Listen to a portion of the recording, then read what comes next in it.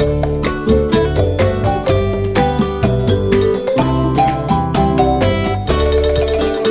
right, let's talk about something you deal with every single day, even if you don't realize it. We're going to break down one of the most basic, but also one of the most powerful ideas in all of economics, the demand curve. Okay, so let's start with something super simple. Picture this. Your morning coffee costs $3. You buy it, no problem. But what if you walk in tomorrow and suddenly it's $7? Would you still buy it? That little decision right there, that's the heart of economics in action. And that gut feeling you just had, that hesitation about the $7 coffee, well, that's not just you being frugal, it actually illustrates a core economic principle. You could call it the price versus want rule or something like that, but economists have a much more official name for it, the law of demand. So, what exactly is the law of demand? Honestly, it's a really simple but powerful idea. Basically, when the price of something goes up, people tend to buy less of it. And you guessed it, when the price goes down, they buy more. It's this inverse relationship, this push and pull, that pretty much drives our entire economy. A great way to think about it is like a seesaw, you know? As the price side goes up, the quantity people are willing to buy, that side goes down. And if the price drops, boom, the quantity demanded side goes right back up. Super simple, right?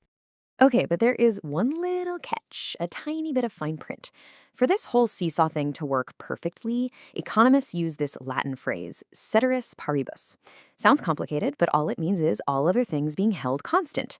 So we're pretending that nothing else is changing. Not your income, not the price of tea, nothing. We're just isolating the effect of price, and price alone.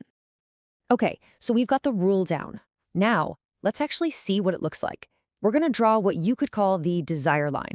In economics, it's known as the demand curve. The demand curve is really just a graph that plots out this relationship we've been talking about.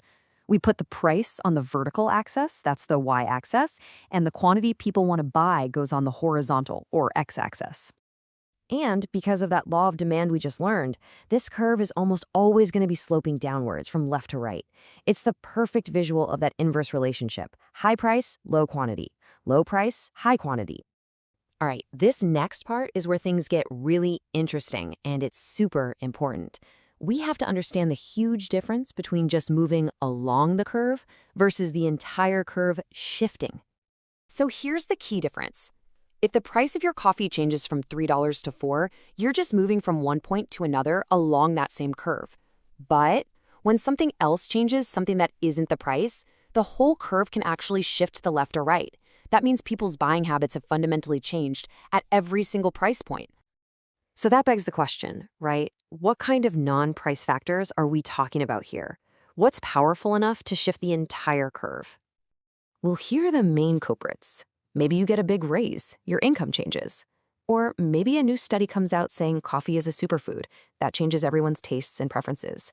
Heck, even if the price of a substitute like tea suddenly skyrockets, that can shift the coffee demand curve. It's all about the context that exists around the price. So we've been calling this the law of demand, which sounds pretty official. But in economics, sometimes laws are, well, they're more like strong suggestions, and they're definitely made to be broken. So let's look at the really weird, rare exceptions. Just think about this for a second. Could a higher price ever lead to more demand? I mean, that seems to violate everything we've just talked about, right? Well, yes, it can. Meet Veblen goods. These are your super luxury items where the crazy high price is actually part of the appeal. We're talking about those exclusive watches, designer handbags, high-end cars. For these things, demand can actually go up as the price goes up, simply because of what that price tag signals: status, wealth, and exclusivity.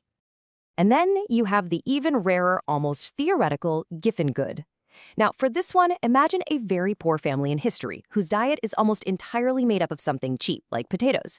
If the price of those potatoes suddenly goes up, they have even less money for anything else, like the small amount of meat they might buy. So what do? Ironically, they have to buy even more of the now more expensive potatoes just to get enough calories to survive. So for these very, very specific types of goods, the demand curve does the opposite of what we expect. It actually slopes upward. A higher price leads to higher demand, which is a direct violation of the law of demand. Now, those exceptions are super interesting to think about, for sure. But let's bring it back to reality. Because 99% of the time, that simple downward sloping curve is what runs the show. And it has a massive impact on the real world. I mean, this isn't just some abstract theory for a textbook. Businesses are constantly trying to figure out their product's demand curve so they can set the right prices.